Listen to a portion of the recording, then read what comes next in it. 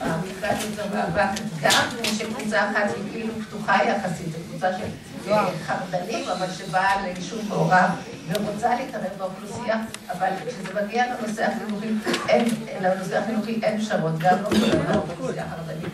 ולכן המפגש הוא קשה, ולכן למעשה התמהיל החינוכי של החמ"ד אינו יכול להיות לספק במקביל שתי קבוצות שונות זו מזו, כאשר אחת מושכת בכיוון התורני ואחרת בכיוון הכללי, ולדעתי לא יהיה מנוס אלא מלהקים מערכות חינוך.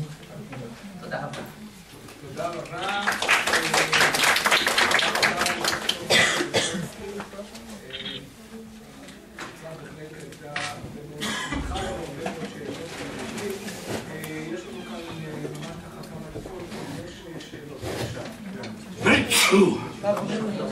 זה רעש. ואני מכיר את זה מקרוב, יש איזשהו פרט פשוט שאפילו הזכר, וזה העמדה של רב נעים. קודם כל רב נעים זה רב חרדי. רב התורה נחשב היום מספר 4 בהיררכיה החרדית. ואחר הרב החרדי שמח לא שומעים. הרב החרדי תמך בתושבי העיר ולא בתושבים. ולא רק זה, אלא שאנשי הגרעין לקחו מבית הכנסת של חב"ד ונסו את עצמם בסופו של דבר עם אותו קהל שהם נמצאים אותו בעימות באותו בית כנסת. אבל מה שחשוב זה שהרב נדע, הרב היישוב. כן, בבקשה.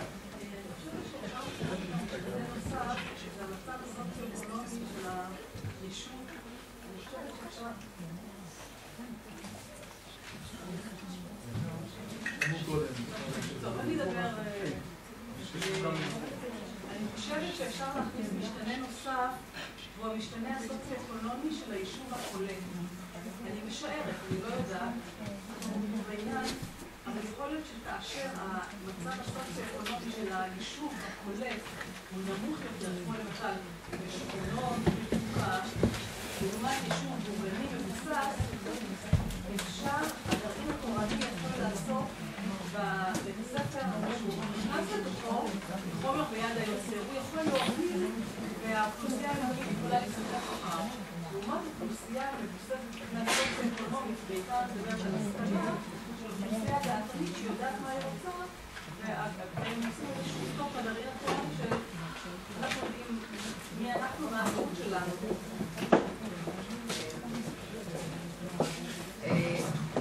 לשאלה הראשונה, זה נכון, הנושא של יחסים בין הגרעינים התורניים לקבוצות החרדיות זה נושא בפני עצמו.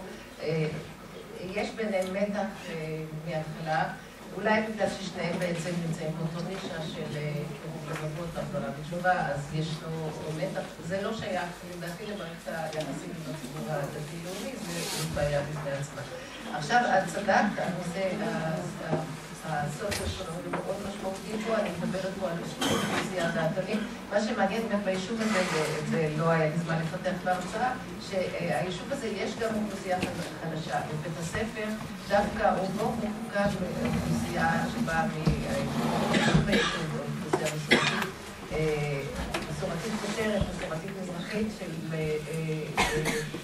מקבוצה דווקא יותר חדשה, אבל מי שמוביל בוועד ההורים ומי שמוביל במאבק נגד הגרעין זה דווקא הקבוצה הדעתנית, הקבוצה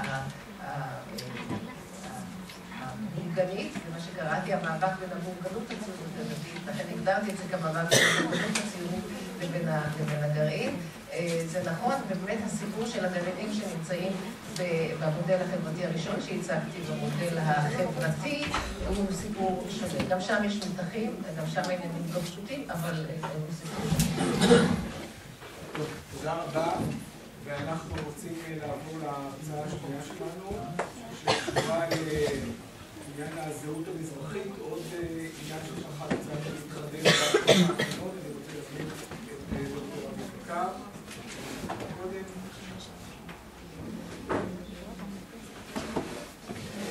תודה רבה, מתי, על הדברים.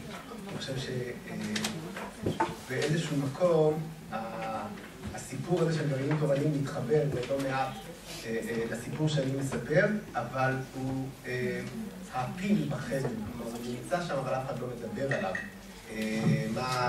מה הקשר בין מזרחיות ואשכנזיות במתח הזה, בתוך הציונות הדתית, ואיפה הגרעינים התורניים נכנסים בסיפור. אני טיפה הגע, אני בסיפור של הגרעינים התורניים נוגע בדבר, אין לי מה להגיד את זה. ואני באמת אנסה לדבר על נושא שהוא כמעט ולא נגעו בו, כמעט ולא חקרו אותו, כמעט ולא התייחסו אליו, וזה המזרחיות וציונות דתית. יש הרבה התייחסויות למזרחיות והממסד הכולל בראשית ימי המדינה, ומפא"י וסלאח שבתי וכו'. יש בכמה עשורים האחרונים פריחה של מחקר וספרות על החרדים, על המזרחים, על עליית ש"ס. הציונות הדתית והמזרחים, אף אחד לא נגע בזה ואף אחד לא מעז לדבר על זה. אני אגע כאן בפן אחד של השאלה הזאת, וזה המגעים במערכת החינוך.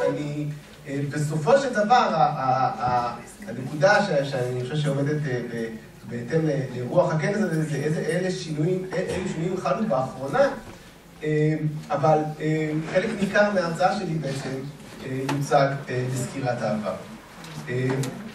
לפני שאני מתחיל בכלל על הציונות הדתית והמזרחים, אני חושב שחשוב שנקבל איזושהי מסגרת כדי להבין את הדיון הזה. מאיפה פתאום נולדו היחסים ההיררכיים בין אשכנזים ומזרחים? מה קרה? מאיפה זה נולד? למה זה בא? יש כאלה שאומרים, תשמעו, זה נתחיל שנות ה-50, אנחנו אומרים, מה פתאום? זה קשור, זה היה עוד ביישוב הישן, והתימנים בעלייה השנייה. אני הולך עם התיאור הזה הרבה אחורה, אני חושב שזה קשור לתפיסת המודרניזם, לתופעה שבה בעצם החברה שמקורה באירופה מפתחת איזושהי תודעה, אנחנו היום קוראים לה מודרניות, שהולכת ומשתלטת על העולם, והתודעה הזאת היא הופכת להיות פופולרית ומנצחת בין השאר בגלל שהחברה שהמציאה אותו היא גם משתלטת באופן פיזי על העולם, מה שאנחנו מכירים כקולוניאליזם. והעולם שמתפתח בתקופה הזאת הוא עולם שיש פה הבחנה ברורה בין מי הוא, לצורך העניין, בין תרבות אירופה לכל האחרים שהאירופאים קוראים להם ילידים, natives. וזה יכול להיות ילידים באמריקה, זה יכול להיות ילידים באפריקה, זה יכול להיות ילידים באסיה, זה יכול להיות ילידים במזרח התיכון.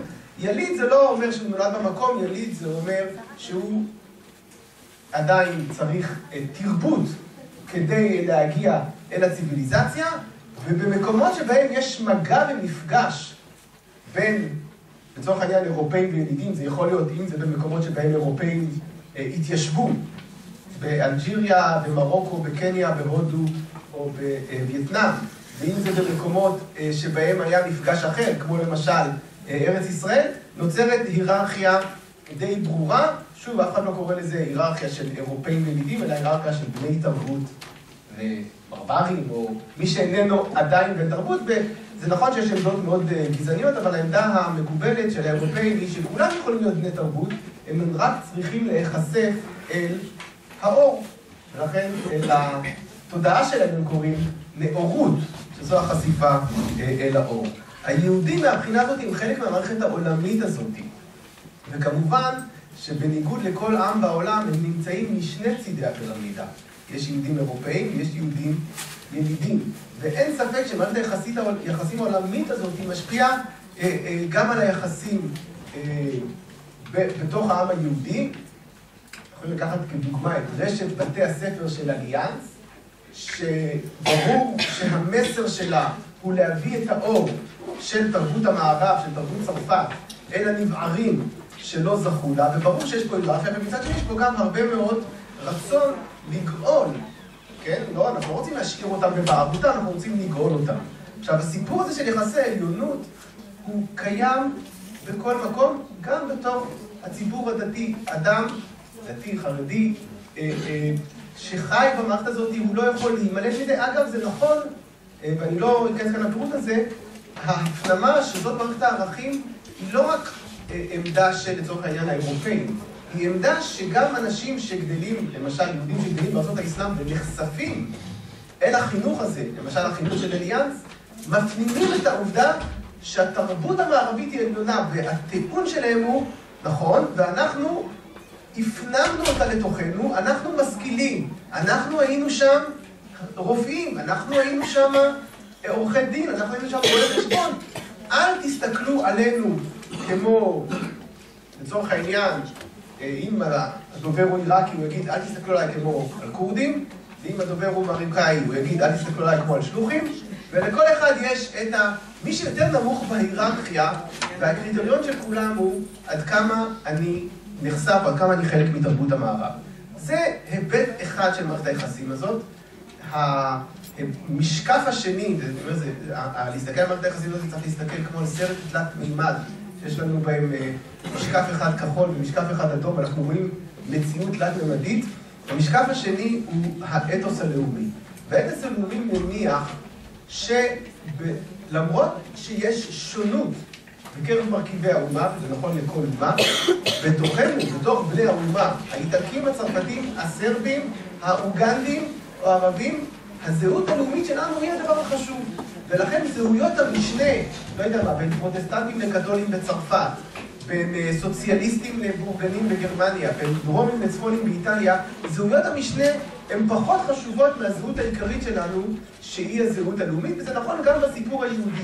העובדה שכולנו, במאמר השיר, כולנו יהודים וכל כך נחמדים, היא יותר חשובה משהאחד הוא בוזבוז והאחד הוא אשכנזי. זה חשוב, זה נכון, אנחנו לא מתעלמים מזה, אבל כולנו יהודים, ואם הדימוי שלנו של המורשת הקולוניאלית בפירמידה, אז הדימוי של האתוס הלאומי הוא שכולנו בסירה אחת. ולכן אנחנו ננסה לטשטש את זהויות המשנה, או לא לעלות על הדף, לא לעלות על דל שפתנו, או אפילו להגיד את זה, כי זה לא כל כך חשוב. מה שחשוב זה הזהות המרכזית הלאומית שמשותפת בינינו, ואני אומר שהאתוס הלאומי הוא ללא ספק בעיניי תולדה של הציונות, ואני חושב שזה מסביר במידה לא מטופלת את העובדה שהמגזר היחיד בישראל שבו ההפרדה ההדדית היא ממוסדת, כלומר היא שייכת למוסדות, חוץ מבתי הכנסת זה המגזר החרדי, מכיוון שהבון-טון הציוני שאמר, חבר'ה, לא מדברים על זה שאנחנו ספרדים אשכנזים, זה לא אין, אנחנו כולנו עם אחד, זה לא נכנס לשיח שלהם. ולכן החרדים, ההפרדה בין ספרדים אשכנזים היא לא רק היררכיה, היא מוסדית, ישיבות אשכנזיות, ישיבות ספרדיות.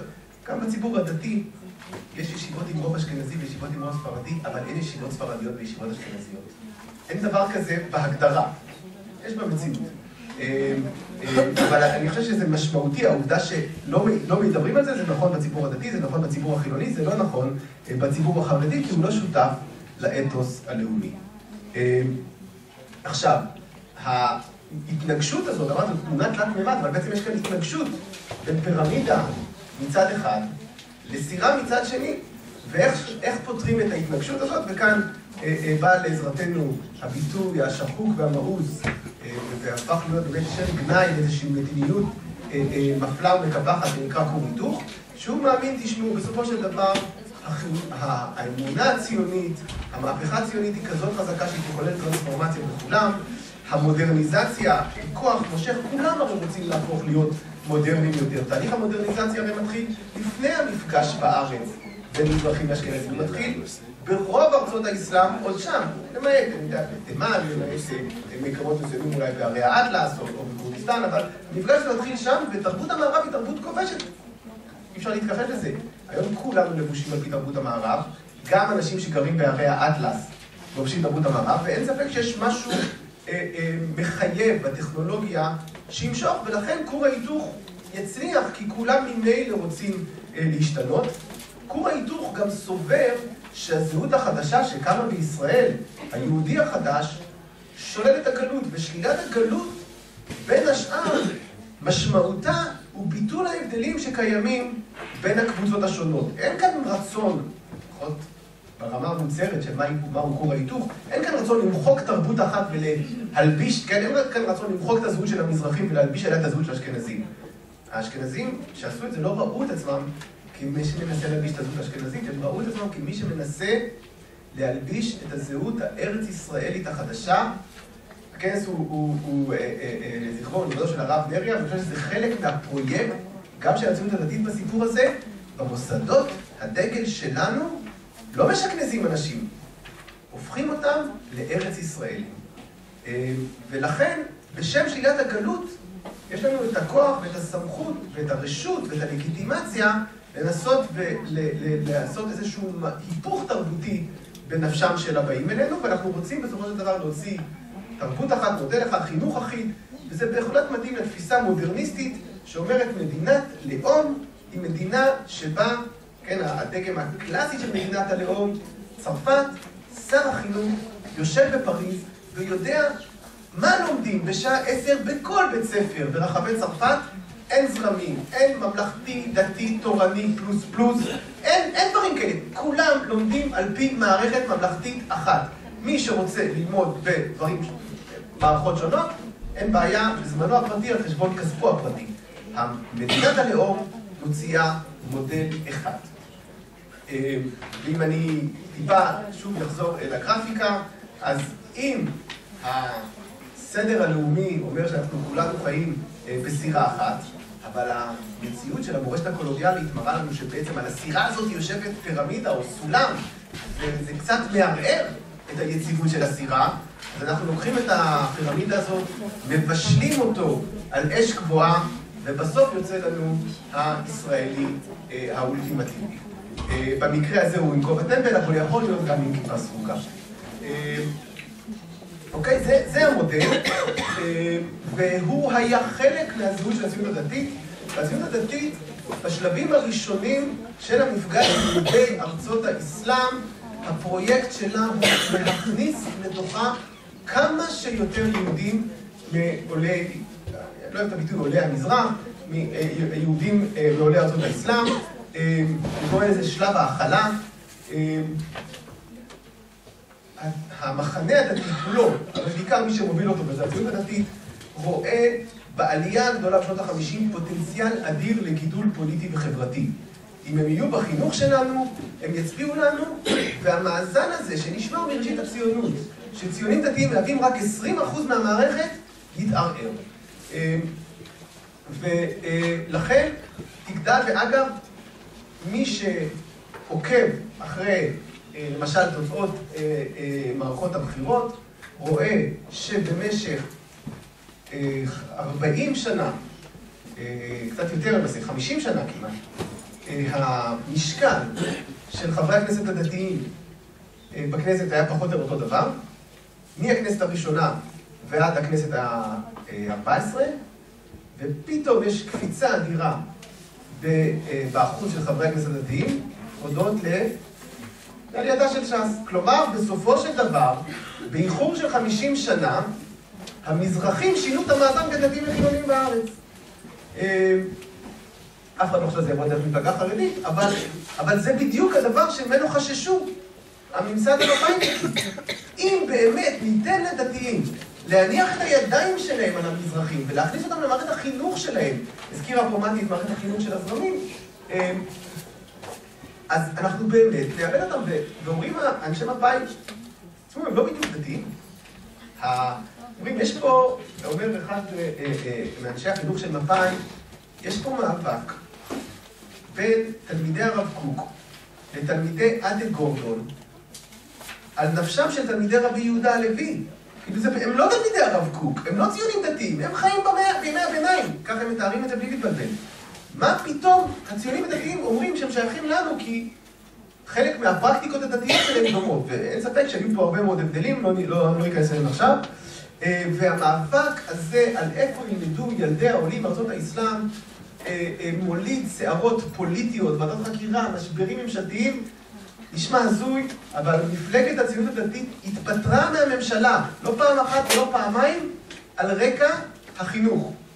היום הציונות הדתית, אם תעזוב את הממשלה, זה יהיה רק על רקע אחד, שאלת ארץ ישראל. לא על רווחה, לא על חינוך, לא על שום דבר אחר חוץ מהשאלה שאלת ארץ ישראל.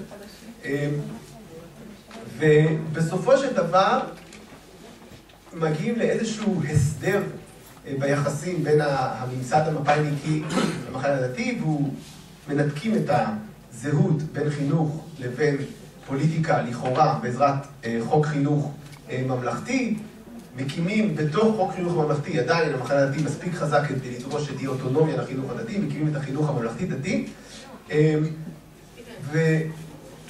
ובאופן יחסי, הם לא מצליחים לומר שכל המזרחים ילכו אליו, אבל שיעור המזרחים בחינוך הדתי הוא הרבה יותר גדול משיעורם באוכלוסייה.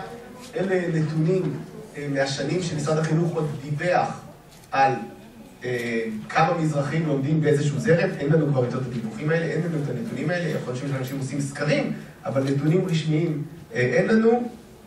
ואפשר לראות בצורה די מעניינת שא', שיעור המזרחים בחינוך הממלכתי-דתי הוא יותר גדול משיעורם באוכלוסייה. אפשר לראות פה בעמודה האמצעית שהוא, כן, שיעור המזרחים בחמ"ד הוא 42, שיעור המזרחים שלומדים בחמ"ד הוא 42%, כאשר בכלל האוכלוסייה החמ"ד הוא רק 27%. לאט לאט הייצוג העודף שיש למזרחים בחמ"ד הולך ויורד. אגב, בחינוך העצמאי בתחילת דרכו היה עדיין ייצוג לחמ"ד, הוא הולך ויורד עם השנים, הוא הופך להיות חינוך שבעיקר מיועד לילדי החרדים האשכנזים עד שנות ה-90, עד פתיחתה של עין המעיין. ובחינוך הממלכתי תמיד היה ייצוג חסר של מזרחים ביחס לשיעורו באוכלוסייה, ושוב, עם השנים יותר ויותר מזרחים עוזבים את החינוך הממלכתי-דתי ופונים אל החינוך החילוני עד שנות ה-90. לא נכון? עד 12:15, זה לא... אז אני אדלג פה על הנתונים האלה. אוקיי, יש חיבור מהותי גם ברמת ההלכות בין המזרחים לבין הציונות הדתית. בתוך המזרחים, מי שמעדיף את החינוך הדתי באופן יחסי, זו הפלח באוכלוסייה, נקרא לו הפחות משכיל, זה שפחות נחשף לתהליכי מודרניזציה. גם אם אנחנו לוקחים עניין בין דורי, בדרך כלל הדור הוותיק יותר הולך לחינוך הדתי, והדור הצעיר יותר הולך אל החינוך החילוני.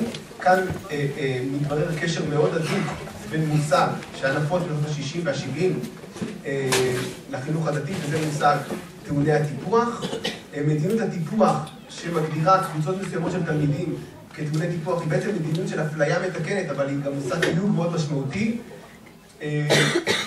נועדה לתקן פערים חינוכיים, אבל בין השאר המשמעות שלה היא שבחינוך הממלכתי-דתי יש אחוז ענק של תלמידים שמוגדרים כטעוני טיפוח, באופן לא פרופורציונלי בכלל למה שקורה בחינוך הממלכתי. וזה חלק מהעניין שההליכה לחינוך חילוני הייתה קשורה גם לתהליכי מודרניזציה. מעבר לנושא הזה, החינוך הדתי מתמודד עם שאלות נוספות שקשורות לעובדה שיש בו שיעור ניכר של מזרחים, וזה למשל שאלת נוסח התפילה.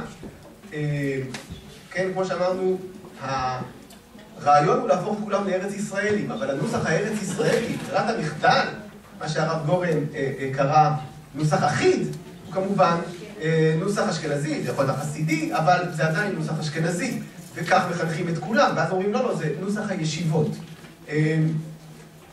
אוקיי? אז היה כל מיני ניסיונות להגיד שאנחנו צריכים להתמודד עם זה, בסופו של דבר אנחנו לא רואים, אולי עד שנות ה-90 איזשהו שינוי בשאלה הזאת.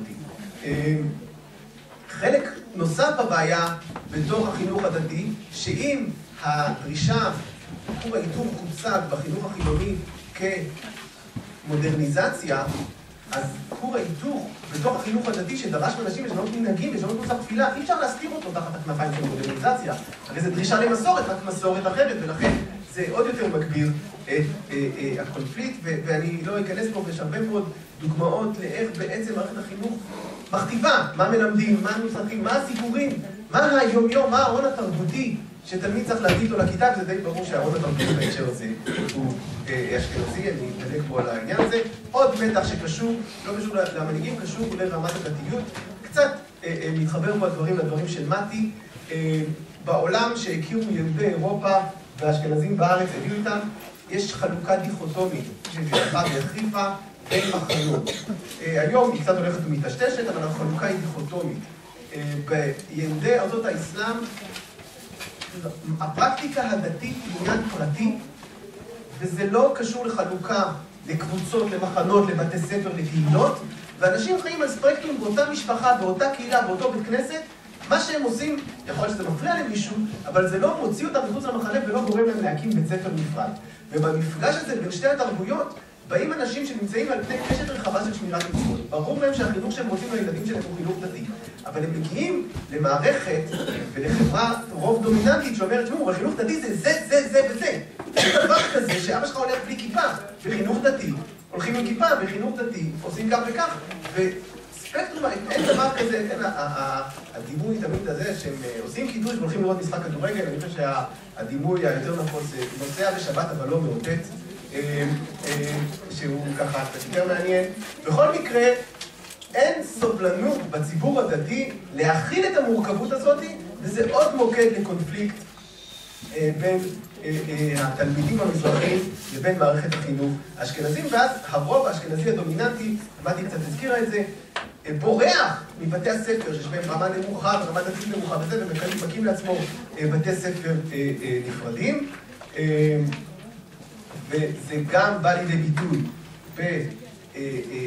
במערכת חברתית שלמה שקשורה להתיישבות ביש"ע, שהיא התיישבות שמקימה סביבה גדרות לא רק ביטחוניות, אלא גם גדרות חברתיות. שוב, בתוכה יש גם מזרחים, אבל זה מזרחים שעברו, כן, קולטורציה, תהליכים של שינוי תרבותי שאימצו לתוכם את כל המסורת שהכתיבו להם, כבר יש דור שני שגדל במערכת הזאת, הוא מקבל אליו, ואני אומר שבכל בית כנסת אשכנזי היו כמה מזרחים שהצליחו. כן, כאילו זה החלק מהסטנדרט, ואפשר לראות את זה, אין כמעט תופעה הפוכה. היום אולי כן, אבל בשנות ה-70 וה-80 זה מאוד נפוץ. ברוב בית הכנסת אשכנזים, נשים ספרדים גאים בזהותם, אבל חלק ממה שהביאו אותם לכנסת הזה זה העובדה שהם שינו את מעמדם הכלכלי והתרבותי. העולם משתנה, זה הנקודה של ההרצאה, עם עליית הפוסט-מודרניזם, שבעצם הפוסט-מודרניזם מודד את הפירמידה, פה שם שאתה על סולם, קצת פירטתי את הפירמידה יותר, כי קצת יותר מפורטת מאשר רק אשכנזים וספרדים, והפוסט-מודרניזם בעצם מפיל את הסולם, כל ההיררכיה הזאת מתמוטטת, וקם לנו עולם חדש שאנחנו קוראים לו עולם רב-תרבותי. אוקיי. ובעולם הרב-תרבותי הזה, יש כל מיני ביטויים שנותנים לאנשים שבעבר אמרו, תראו, תשאירו את הזהות שלכם, בשם כור ההיתוך, בשם האחדות, בשם המודרניזציה, עכשיו כבר אומרים, לא, מותר לכם, הזהות שלכם היא לגיטימית. ואחד מהניצנים של השינוי הזה בא באמת בתוך הציונות הדתית, כמו למשל הקמתה של תמי. חלק גדול מהאלקטורט של הציונות הדתית במשך שנים, אותם עולים מארצות האסלאם, מוצאים להם בית במקום אחר. עכשיו, הם לא משנים את היומיום שלהם. הם לא הופכים להיות חרדים. רוב בוחרי ש"ס, שאולי יש מי שטוען שבעוד שבוע יחזרו לציונות הדתית, רוב בוחרי ש"ס, היום-יום שלהם הוא יום-יום של ציונים דתיים. הם אנשים עובדים, הם אנשים שמשרתים בצבא, הם אנשים שרואים, לא מתנגדים באופן עמוק למודרניות. הם ציונים דתיים, הם מצביעים לש"ס. למה? כי הבית הפוליטי של הציונות הדתית כנראה לא נותן להם להרגיש מספיק בבית. ואין ספק שהלגיטימציה לזהות הזאת היא תוצאה של הסדר הפוסט-מודרני. אני מביא פה עוד כמה דוגמאות שלא קשורות לציונות הדתית, אבל בתוך הציונות הדתית אנחנו רואים פתאום דור, אם הדור של שנות ה-70 השתכנז כדי להיות חלק מהאליטה החברתית, אז בשנות ה-90 אנחנו כבר רואים דור שאומר, תשמעו, אתם יודעים מה, אני פה ואני גאה במה שאני. קמים בקיבוצים, אין דבר כזה מניין ספרדי, ואין דבר כזה לסידור ספרדי, אז בהתנחלויות קם בית כנסת אשכנזי מרכזי, ועוד בית כנסת אשכנזי ספרדי לידו, ובהתנחלויות חדשות בכלל קם בית כנסת אחד שהנוסח פה הוא רב הדתי, זה תלוי על פי החזן. זה חלק מהשינוי שאנחנו רואים בציונות הדתית. פתאום הציונות הדתית שהזניחה את, אני מבין שאני צריך לסיים, הציונות הדתית שהזניחה את עיירות הפיתוח ואת המושבים, ושלחה את התלמידים שם לבתי ספר מקיפים שהיו שולי השוליים ולא עניינו אף אחד, מקימה במקומות האלה ישיבות תיכוניות, והישיבות האלה הופכות להיות מקום החינוך העיקרי של חלק מהתלמידים. הפיוט הוא חלק מהסיפור הזה. קצת מתי דיברה פה על הגרעינים התורניים שלא מדברים על זה, אבל זה גם כן חלק מהפנייה אל המזרח. אני מביא פה איזושהי מודעה מאיזו ישיבה שרצתה לגייס תלמידים. אפשר לקרוא פה את המודעה, לא כל כך. ישיבת מבשר שלום בחיפה, משפחה של ישיבה, ישיבה חסידית בניחוח ספרדי. לא יודע מה זה ניחוח ספרדי, איך בודקים ומודדים אותו. אז זהו, ואז שאלתי אותם מה זה, אז הם אומרים, לא, אנחנו מאוד, יש אווירה חמה בישיבה. אז אמרתי, אם זה הניחוח הספרדי שלכם, אז תודה. טוב, אז יש לו עוד כמה דוגמאות, ואני לא אכנס לכאן כי ביקשו ממני לסיים, אבל זהו, תודה רבה.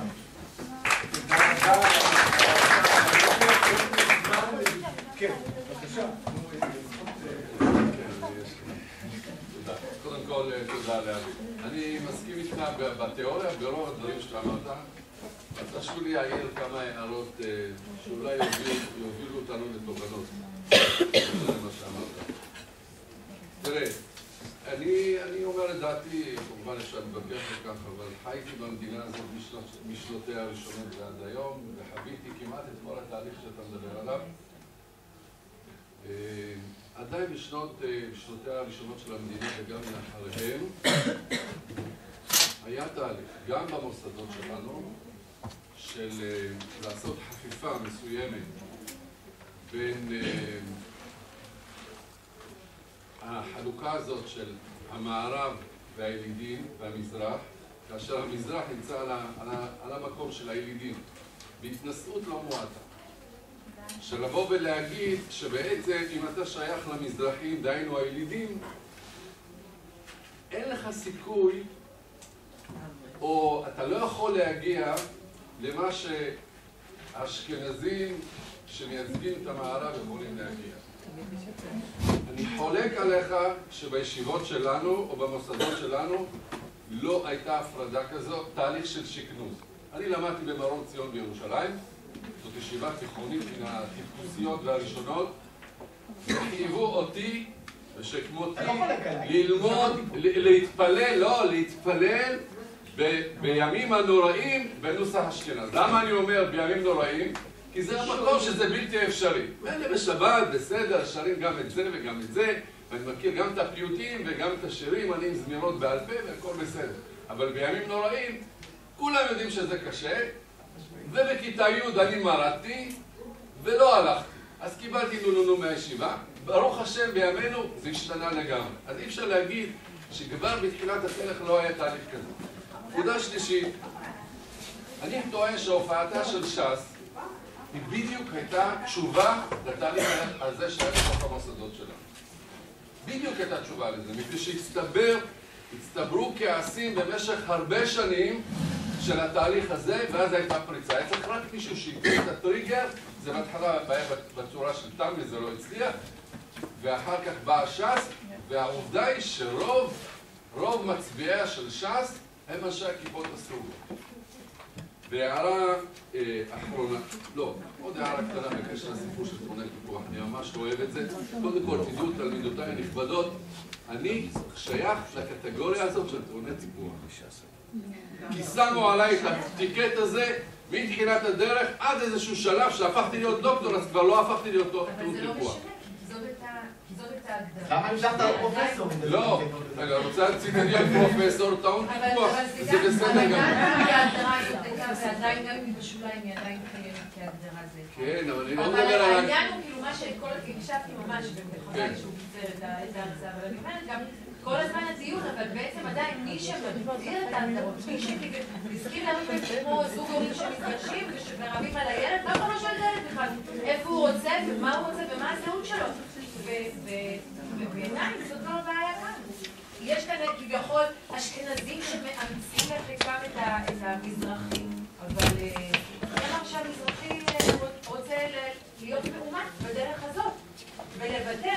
וש"ס עם כל הכבוד לה ולמה שהיא עשתה לגאווה המזרחית, זה שהם עדיין מתאמצים להכניס את הילדים שלהם למוסדות חינוך אשכנזים, זה עדיין לא... שלא תבין יותר נכון, אני לא שייך למחנה הזה, אני מתנגד לגמרי. לא, ברור לי, ואני לא ספק, אבל אתה ציינת את ש"ס למשהו... לא, אני אמרתי שזאת הייתה תופעה פוליטית-חברתית שהיא הייתה כאילו תשובה למציאות שהייתה גם במוסדות שלנו במשך הזמן בתוך הציונות הדתית. והערה האחרונה, אמרתי את זה גם בכנס שהיה לפני שנה במכללת אחווה. ואני חוזר על הדברים, ואני עומד מאחורי הדברים, למרות שיש אנשים שלא יסכימו למה שאני אומר. היהדות הספרדית, ואני משתמש במונח ספרדי ולא מזרחי, כי מזרחי מתויג אצלנו במקום אחר, כי זו מוזיקה מזרחית שנתקעה ברדיו וכל מיני דברים כאלה, ספרדית.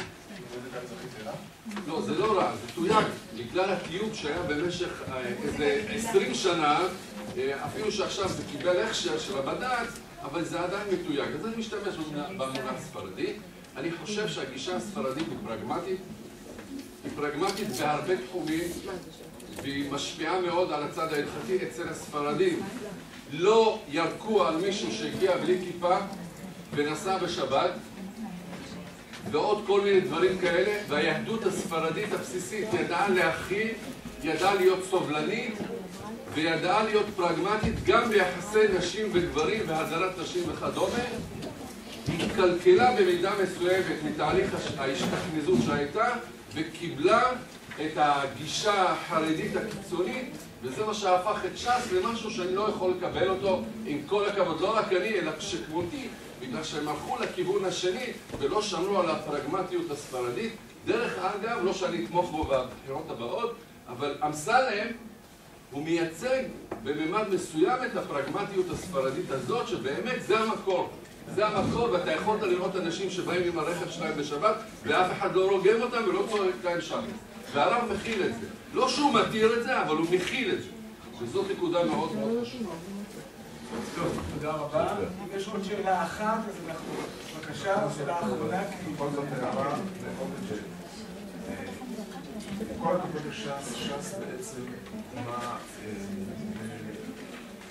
ניצוחו והדרכתו בעידודו של הרב שך כתשובה לחרדים בעצם, לאפליה של הספרדים בעצם החרדים. עכשיו אתה הגלעת איזושהי הערה מאוד מאוד חשובה שתדבר על מקום וזה מקומו של מנחם בגין בהקשרו ליחס למדינות המזרח. והליכוד נפגע מש"ס, כלומר כל הדברים שדברים דאגו לעשות, הרבה מאוד ספרדים מסורתיים מצאו את ביתם בתנועת החירות ובליכוד, והם הלכו בסופו של דבר גם כן לש"ס, כך שש"ס נגזר אליהם מכל הקיצוצים ובכל לא רק מהמצב. תודה רבה. אני מאוד מציע לי כמה לפרסומה כדי לשאלה, אבל נראה לי שהוא לא הקשיב לי, כי כל מה שהוא ראה להראות זה דברים שאני חד משמעית מסכים, ומישהו פה היה תוקף אותי מפה, הייתי אומר, שמעו, מה אתם רוצים ממני? פרופסור רבי לוי אומר את כל מה שאני אומר, אחת לאחת. ומהבחינה הזאת, אני מסכים לחלוטין, כל אחת מהטענות, אני חושב שגם ככה ניסיתי פה להעלות אותן, חד משמעית, הציונות הדתית, יש לה מכבש של שיקנון על התלמידים שלה, בשונה מהחברה החרדית, נתנה נתיב קטן של שינוי, שמאפשר לחולל שינוי תקנים שבסוף התלמיד הטעון טיפוח הוא פרופסור. מה שלא יכול היה לעלות על הדעת בישיבות חרדיות. אם יש רבנים ספרדים, הם לא גדלו בישיבות חרדיות אשכנזיות, הם גדלו רק בישיבות ספרדיות, אין בכלל נתיב פתוח בישיבות ספרדיות. בגין וש"ס הן תופעות פוליטיות. אני ניתחתי פה תופעה פילוסופית שנקראת פוסט-מודרניזם, והם שניהם תולדה של התופעה הזאת. בגין התחיל להיות אהוד על עדות המזרח בשנות ה-70. בשנות ה-50 וה-60 סלאח שבתי מצביע מפא"י. לא אכפת לו מי שנותן לו כאפה, אכפת לו מי שנותן לו שיכון, ומי שנותן לו שיכון זה מפא"י. ולכן מהבחינה הזאת, בשלב של הדור השני, הוא הולך לכל מיני כיוונים. ובגין וש"ס הם הכיוונים השונים, והסיבה של המפד"ל כי המפד"ל היא המפא"י של הדתיים בבחינה הזאת. או ככה היא נתפסה. והנקודה האחרונה, לא שואלים את הילד, אני חושב מה שאני תיארתי פה, זו תופעה שאני לא חושב שהיא באה מתוך זה, אני חושב שהיא צומחת מתוך אנשים, מתוך החברה הציונית דתית, שגאים בזהותם המזרחית, והם אלה שמטפחים אותה. כל מיני ארגונים ופעילותים וכל מיני קהילות שרות, לא דברים כאלה, זה לא בא מבחוץ, זה הילד. זה נכון, זה נורא פונטוני של סוציאל דמוקרטים של קורסה לדבר על זהות מזרחית. אבל אני לא חושב שמדובר פה באיזושהי הנחתה מבחוץ שאין לה קשר. לא הנחתה מבחוץ, גם להתמקד, לא להתמקד, אבל לקחת כל הזמן לחזור לדבר שהוא המוטיב המרכזי ולהיות מזרחי. זה לא ככה. זה כל כך הרבה דברים אחרים ועדיין, מי שמכתיב מה כן לקחת ומה לא, זו התרבות טוב, תודה רבה לכולם. צר לנו שאין לנו זמן, אני בטוח שאנחנו נמשיך פה עוד שעה לפחות ולדוש בעניינים הללו. אז אני שוב רוצה באמת להודות למרצים, לדוקטור מתי דוברובסקי ודוקטור אריתיקה, שהיו לשתף אותנו במחקרים שלהם, במחקרים שלהם. תודה רבה לכם.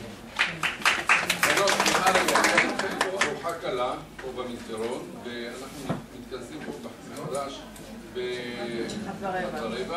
המרצים והאורחים מתכבדים לבוא איתי בבקשה לסיבוב.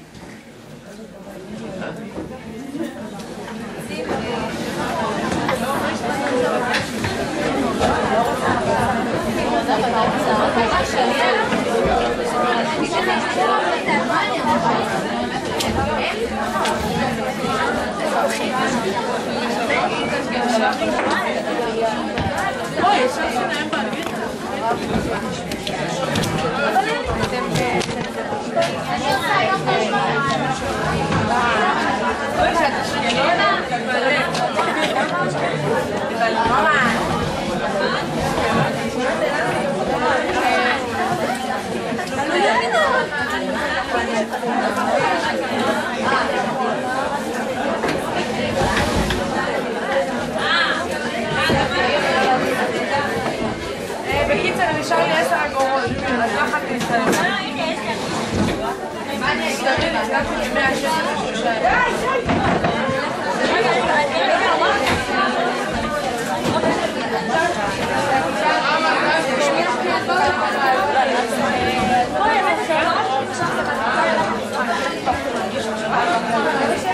המנהלת של עגנון אמרה, אתה רוצה לרכב אותנו על המבחן. בכיתה רגילה. תרגי. אין נכון.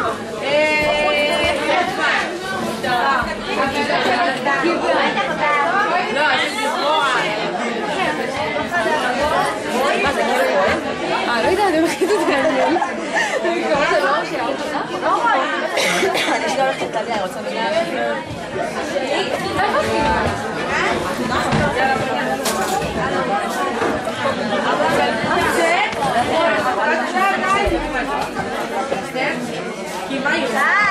היא עושה ככה. היא מלא. לא לכוח. תמיד שנייה, אתה תקשב שלך. כן, כן. מה זה מתושבית? אז יש לי, איזה שעה זה להכניס את הפיל? את חייבת למשאר אותם.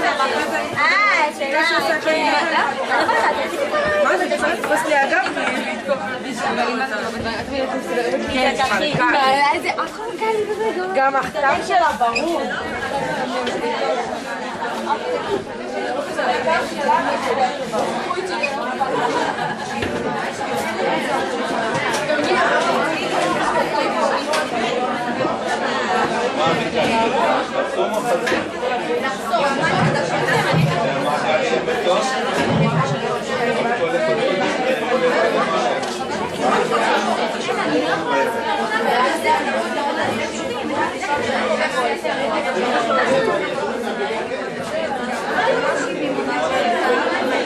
Thank you.